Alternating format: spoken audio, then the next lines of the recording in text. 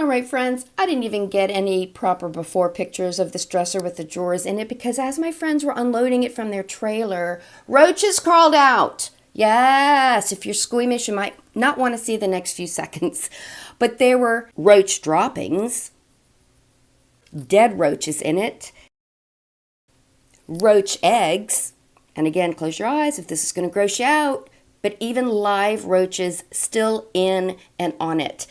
And you're probably thinking, what are you doing working on this? Well, there's a story behind it, and I'll explain why. But first things first, I need to use board defense. And if you're familiar with my channel, you've seen me use this before on pieces that appear to have had a woodworm infestation. This is a powder. I mix 2 ounces of the powder to a pint of water. If I sound like Darth Vader, it's because I'm wearing my respirator. I'm mixing this up in a solo cup that I can throw out. And once it's mixed with water, I put it into a recycled spray bottle and head it outdoors to spray. Now, the story behind this dresser. It belonged to a very, very dear friend of mine, and her daughter had been using it in an apartment, and that day they had to move her out. The apartment was absolutely horrible. It wasn't maintained properly, the appliances didn't work, and they moved her out. What they didn't know was that it was also infested with roaches until they delivered it to me. But because I know the previous owners, I trust that this is worth working on. Had it come from a thrift store? No. But I wanted to work on this because it's so cute and it's in such great shape. Now I'm using the drawer as an example to show you need in this case to spray every single surface. I sprayed the back of the drawer, the underside of the drawer, the sides of the drawer, the interior of the drawer. Everything was sprayed, and I gave the same attention to the dresser, spraying underneath and inside as well. When I was done, I put them out in the sun to marinate and to dry.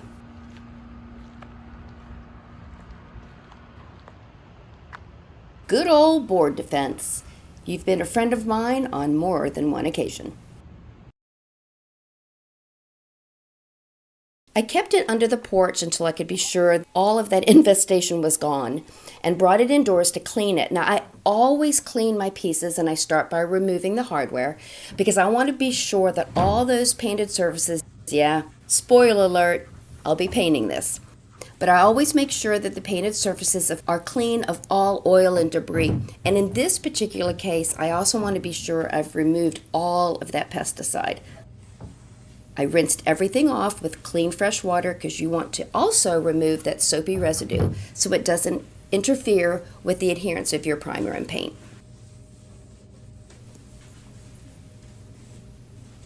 When I was done, I paid the same attention to the interior. Everything got cleaned very well with that hot water and Dawn dish detergent solution.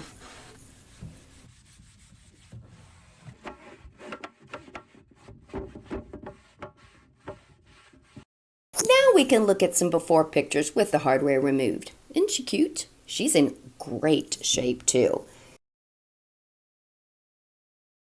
It's dovetailed. Everything about this is lovely, except for that bottom panel, but we're going to take care of that.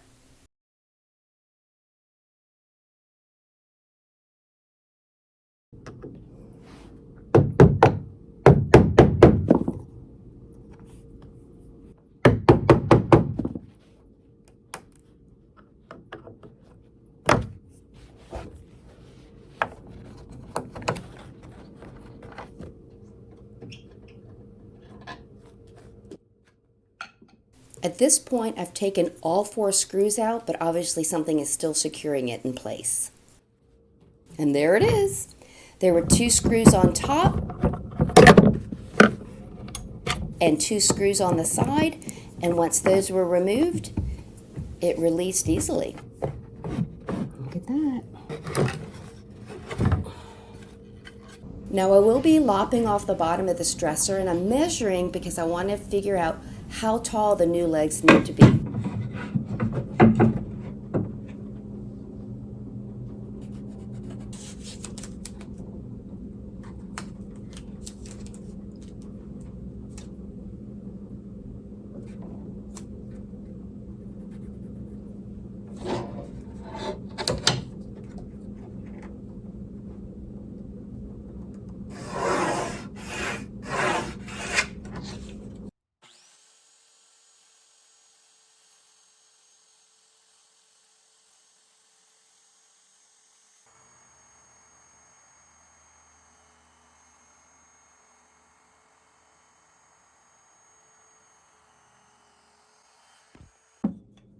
These are the new legs. They're so pretty. And at this point, I don't know if I'm going to keep them bare wood or prime and paint them.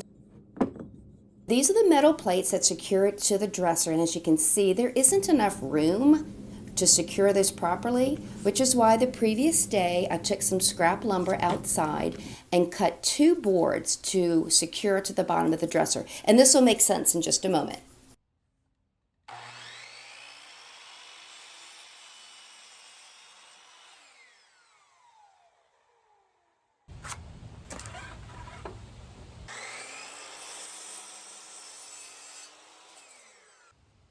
I had made a paper template of those metal braces for the legs, and you'll see now that there's a surface to secure them properly. Everything needs to be scuff sanded. There's no damage, but scuff sanding is important. I'm using a 150 grit. You want to create some micro scratches in the wood so that your primer and paint have something to grip onto. Now I took that pad off the sander to hand sand those indentations, and I don't know why I don't do this more often. I just went ahead and scuff sanded by hand the whole piece. And when I was finished scuff sanding, I wiped off all of the dust with just clean water and a microfiber cloth.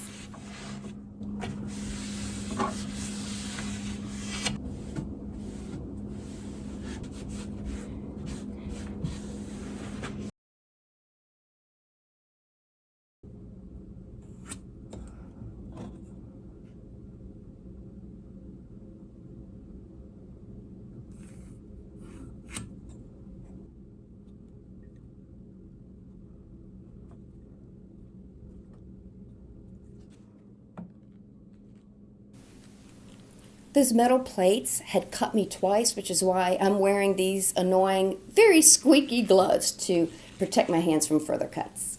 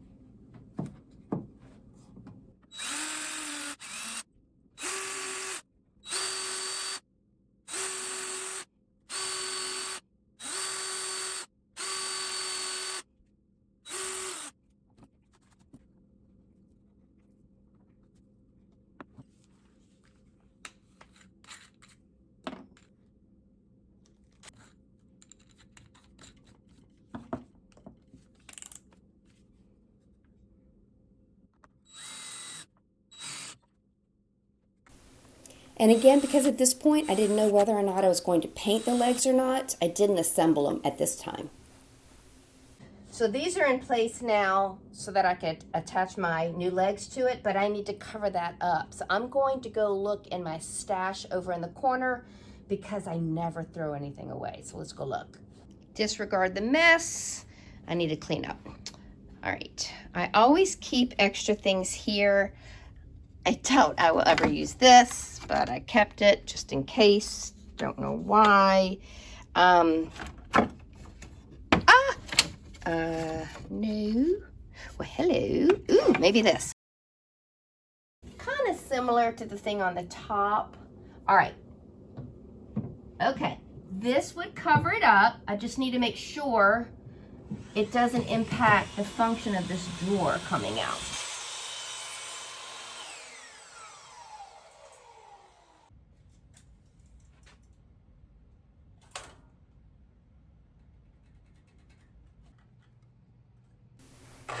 Yes, I'm working in the dark because I was too lazy to bring my miter saw outside.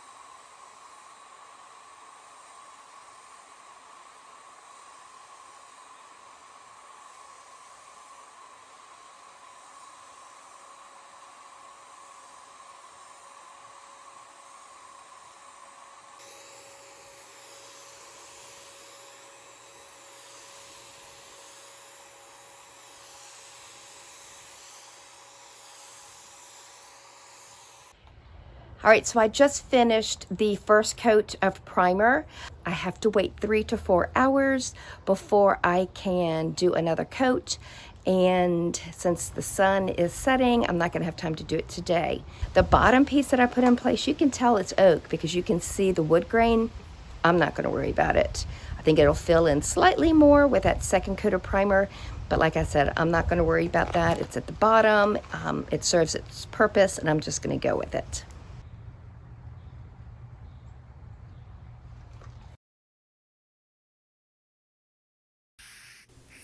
I took a very worn 400 grit sand pad and I lightly sanded all the primed areas, wiped off the dust, and that ensures that you have a very smooth surface for your paint.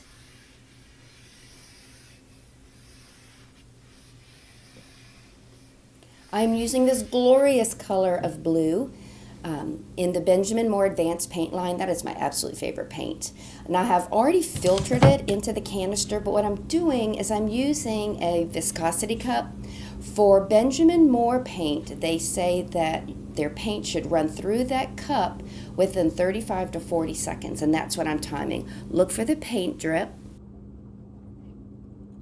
There you go. Once it drips, you stop the timer, and look, it's 37 seconds, which is right in between the safe zone. So now I know my paint is thin enough to properly go through my sprayer.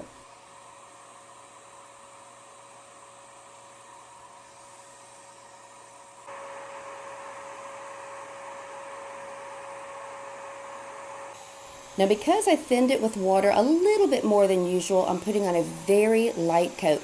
You shouldn't expect to get full coverage on your first coat anyway. I knew I would be doing at a minimum 2 full coats. But I'm doing it lightly here because I don't want any drips.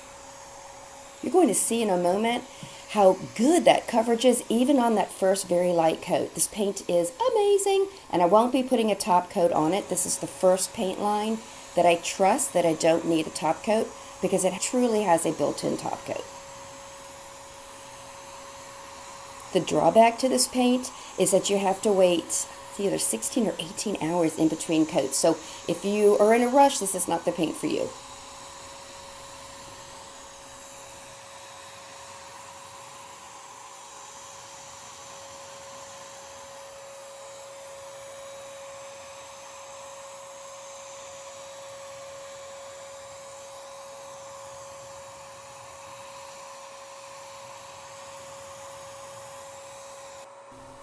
See that coverage? It's pretty good for that first coat. I haven't applied that second coat to the front yet.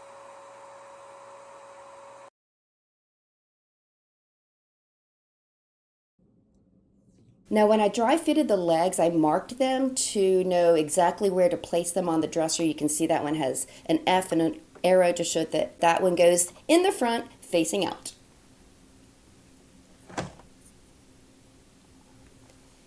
I checked to make sure that each leg was level, and once they were, I attached them to the dresser.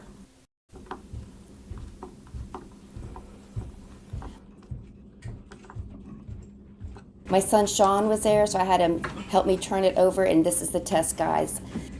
Here's the test. Fingers crossed, Shawnee. Score! Good job.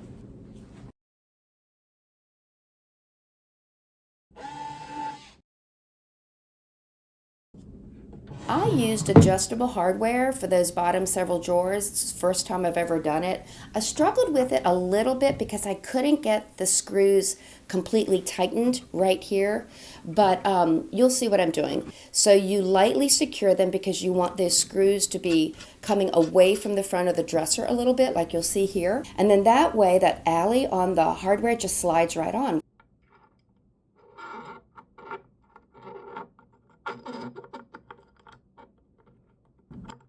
And then you tighten the screws on the inside.